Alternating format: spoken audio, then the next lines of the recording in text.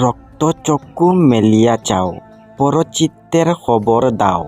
পাতাল ফুঁড়ে সত্য আনো, আকাশ চিড়ে গোপন জানো।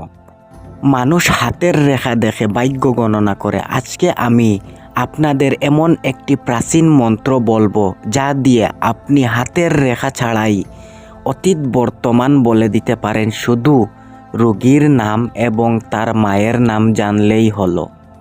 আসনে বসে আপনি বলে দিতে পারবেন তার জীবনে কি হয়েছিল, কি হয়েছে বা কি সমস্যা চলতেছে। কোনো রাশিফল বা কুষ্টিন লাগবে না, কেবল নাম হবেই সব মুশকিল আসান। আপনার যদি মনে হয় টুকটাক বা গণনা বলে কিছু নাই, তবে আজকের এই ভিডিওটি আপনার জন্য চ্যালেঞ্জিং। এই মন্ত্র জপ করার সাথে সাথে আপনার চারপাশের বাতাস ভারী হয়ে উঠবে। যদি এই শক্তি সহ্য করার সাহস না থাকে, তবে এই ভিডিও কেটে বাড়িয়ে যাইতে পারেন। মানুষ মুখে মিথ্যা বললেও তার আত্মা কখনো মিথ্যা বলে না। এই মারাত্মক মন্ত্রটি পাঠ করলে সামনের মানুষের মুখ বন্ধ হয়ে যাবে, কিন্তু তার আত্মা আপনার সামনে সব গোপন কথা খুলে বলে দেবে। এটি কোনো সাধারণ কিতাব নয়, এটি মানুষের মনের তালা খোলার অদৃশ্য চাবিকাঠি। 21 বার পাঠ শেষ হওয়ার সাথে সাথে আপনার চারপাশের পরিবেশ নিঃশব্দ হয়ে যাবে। আপনার চোখের সামনে ওই ব্যক্তির জীবনের গোপন অধ্যায়গুলো ছবি মতো ভেসে উঠতে শুরু করবে। তার শরীরে কোথায় কি রোগ আছে, তার মনে কি যন্ত্রণা আছে, সব আপনি স্পষ্ট দেখতে পারেন। মনে রাখবেন, এই শক্তি যেন কোনো খারাপ কাজে ব্যবহার না হয়। মন্ত্র শুনে নিন, বিধি বলে দিতেছি।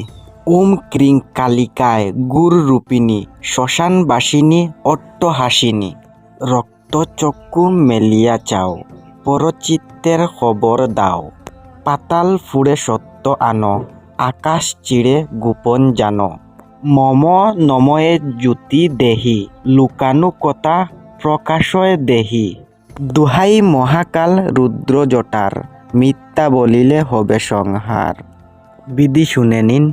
এই মন্ত্রটি সিদ্ধ করার জন্য আপনাকে বেছে নিতে হবে নিশিরাত, যে কোনো অমাবস্যা বা শনিবার রাত 11টার পর বা 11টার সময় আপনাকে একাকী পৌঁছাতে হবে নির্জন শ্মশানে। শ্মশানে গিয়ে ধূপদীপ জ্বালিয়ে নির্জন আসনে বসবেন।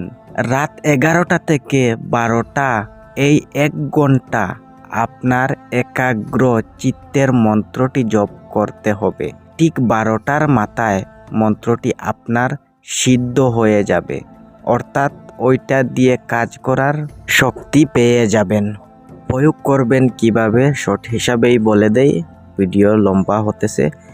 যখন কোনো রোগী আপনার কাছে আসবে অথবা ফোনে নাম বলবে, তখন আসনে বসে ওই মন্ত্র 21 বার পাঠ করবেন। যে একবার পাঠ করবেন, তার নাম এবং তার মায়ের নাম জপ করবেন। ওই হিসাবে 21 বার করবেন।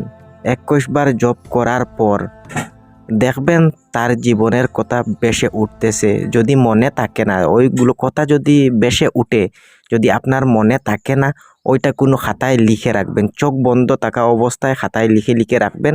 তার জীবনের সবগুলো কথা যখন নোট করে নেবেন, তারপর তাকে ওইগুলো কথা বলতে পারেন।